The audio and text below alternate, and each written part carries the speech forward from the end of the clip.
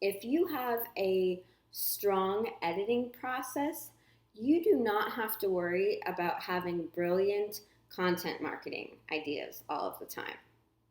That is why a strong editing process is so important for marketing. It's not just about catching mistakes. Mistakes happen. Editors make mistakes. Editors fail to catch mistakes. That's all normal and natural.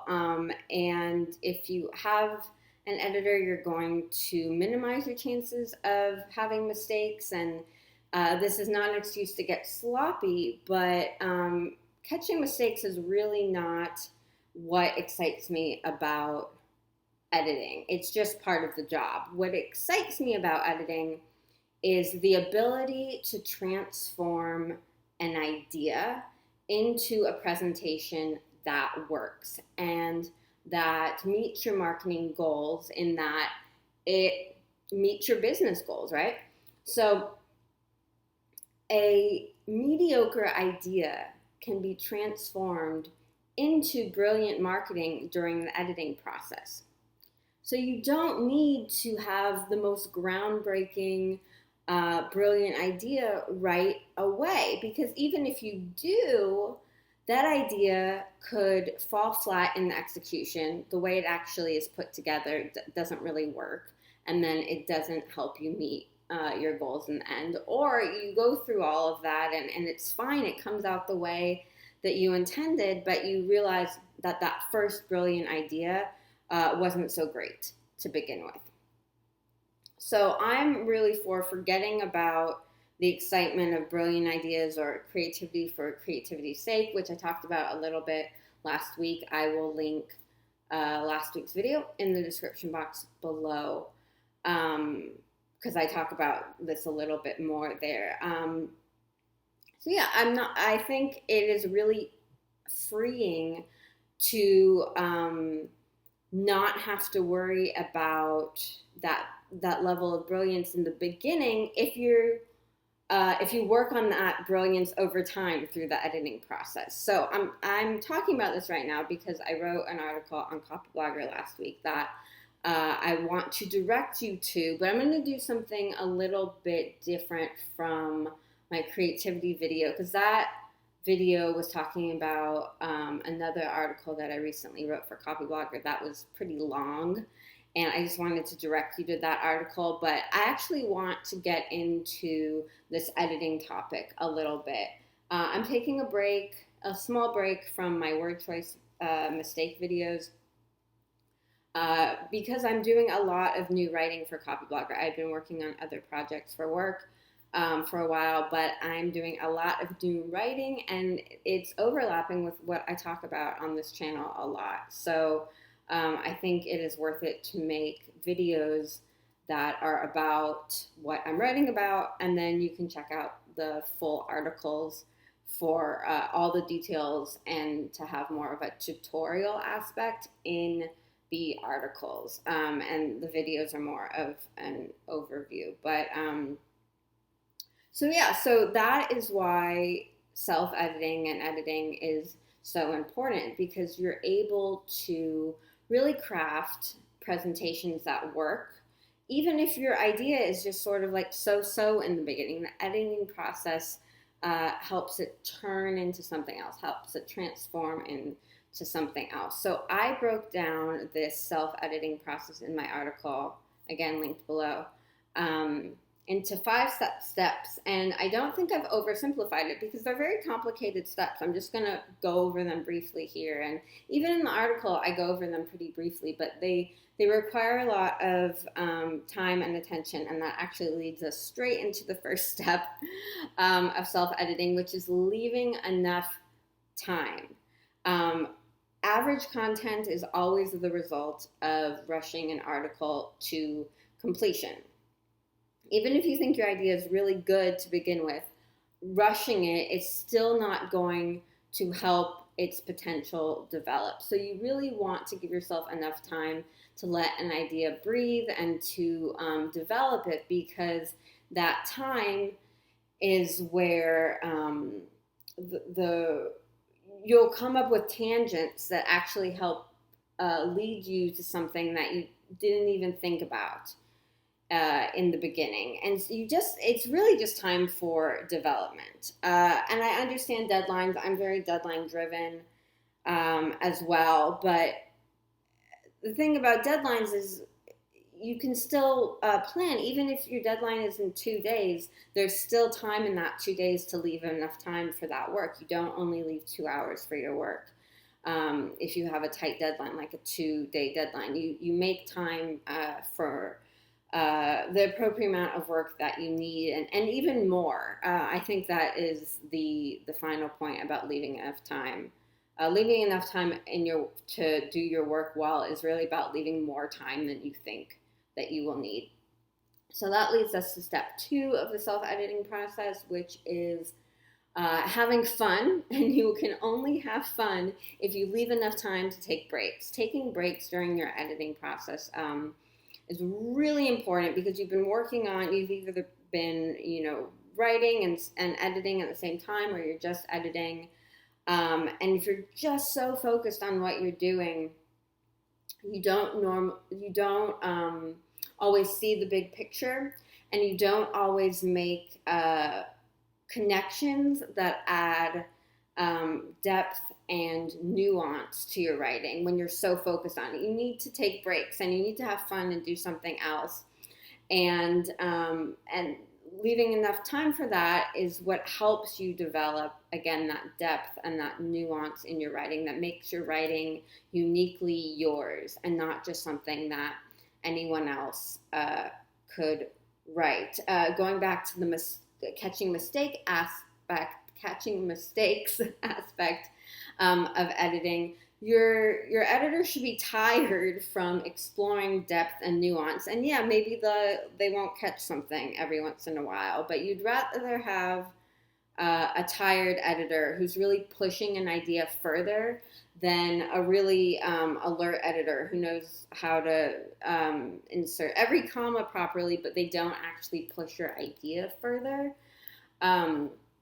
So there's a lot that goes into editing that has to do with more than just catching mistakes. I just want to reinforce that point while we're on the subject of leaving enough time to take breaks, to have fun, to get those really creative ideas in your downtime that you bring back to your work.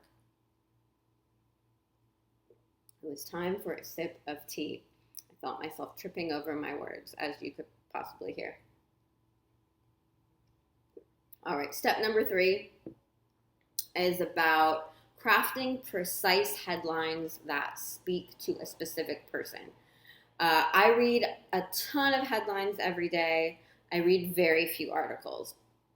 So you need to, if you want to persuade someone to actually read your article, you have to do a lot of work with crafting sharp headlines. And again, they don't need to be brilliant from the first time you sit down to write a draft. You just want to draft a lot of different headline ideas, even before you write your article. And then once you finish it, you could go back and see how the article turns out, and then pick the most precise, the most specific, and the most benefit-driven one that will convince someone that reading your article is worth their time. So step number 3 in the article on Copyblogger that I'm going over right now has a bit of a little mini headline tutorial in there that is related to what I was just talking about. And step number 4 is building powerful sentences. So in this section, I make an argument that clarity and creativity can coexist if you practice them in the right order. A lot of more bland corporate, I think bland corporate stuff is dissolving a little bit now. But there's still industries that think that is really important, and I understand the why clarity would be so important in very like serious industries. There's a time and a place for a more straightforward, uh, I don't want to say non-creative, but where your audience is more serious. You have to know your audience. So if you need to be more dry to please a more dry audience, sure, clarity is going to be what's most important in those situations. But that's probably not the work that you're doing. In a lot of digital marketing, just gets away from that more traditional, straightforward, dry type of language. And so, but that doesn't mean, this is always my caveat, that doesn't mean be a hot mess in your content. There still needs to be clarity and organization and structure, even when you're adding creativity. So the order that I think is the most appropriate is creativity, clarity, creativity. And that is what I talk about in my Building Powerful Sentences section of the article, that you want to start off with creativity, then you want to bring in clarity to make sure that it is, what you're writing is structured and organized, and then you go back and add more creativity to make sure your voice really comes out. And I think I will also link in the description box my video about finding your writing voice, because I think that's related to this section. And then step number 5, the final step in the article, is the never-ending search for choosing the right words. And this is really where language or nerdiness about language comes out, because you're not just stringing together words on a page. You're being very intentional about every word that you choose.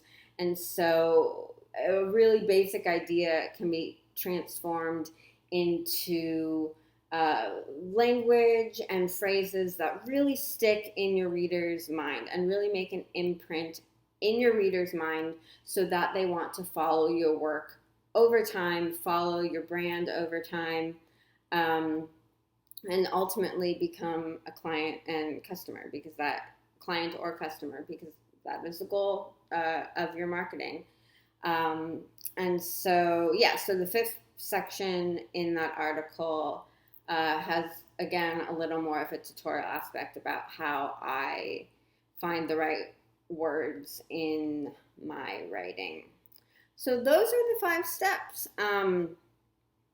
Of course, check out the full article for more details, but I thought it would make for a nice little self-editing 101 video on this channel, since I haven't really talked about going through the editing process that much recently. I've been talking more about writing, and writing this article was just such a reminder for me of the power of editing. And again, that we don't need to put so much pressure on ourselves to have these great ideas all the time.